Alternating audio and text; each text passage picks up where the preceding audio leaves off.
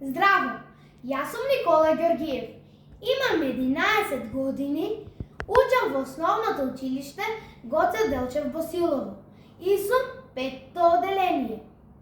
Денес ќе ви раскажувам за дневникот од Штарковото гнездо. Две дечиња за време на летниот распуст одат кај своите баба и дедо во село, а таму, играјќи тенис, топчето им одлетува во гнездото на еден штрк, па дедото, принуден да го симне топчето, се качува на покривот на плевната и буричкајќи во прачките, наоѓа еден дневник кој припаѓа на некое дете по име Добре лошиот.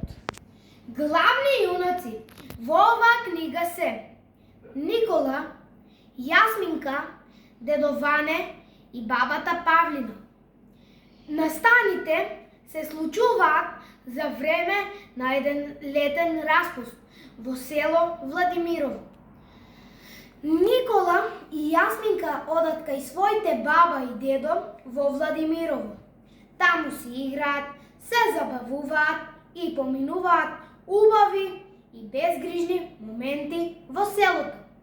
Еден ден, играјќи тенис, Никола толку силно го удира топчето и тоа летнува врз плевната на дедо Ване. Токму во гнездото на еден штрк, кој веќе неколку години се немал вратено тука.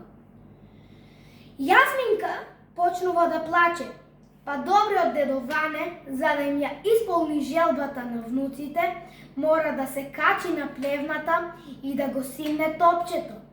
Таму, боричкајќи помеѓу прачките, наоѓа дневник на некое дете по име Добре лошиот.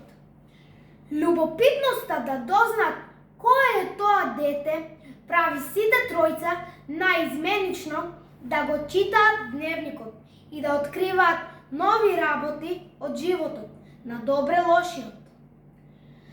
Во својот дневник Добре пишува за тоа како доаѓа во селото за распустот, се влюбува во едно девојче по име Ана, но таа баш многу не му обрнува внимание и скоро целото време го поминува со своето маче по име Доцко. Добре е љубоморен на Доцко и цело време кова план како да го оттргне од прегратките на неговата симпатија Ана. Дедо Ване и внуците до мракот го читаат дневникот на Добре лошиот, но бидејќи баба Павлинка ги искарала и многу им се налутила, што не се прибрале ниту за ручек. Морале да се приберат дома и да причекаат до другиот ден за да продолжат со откривање на мистеријата кој е Добре лошиот. Дали ќе дознаат кој е Добре лошиот? Дали Добре ќе успее да ја придобие Ана? Дали Добре лошиот е навистина лош и што ќе се случува до крајот, ќе дознаете доколку ја прочитате книгата Дневникот од Штарковото гнездо од нашиот почитуван писател Киро Донев.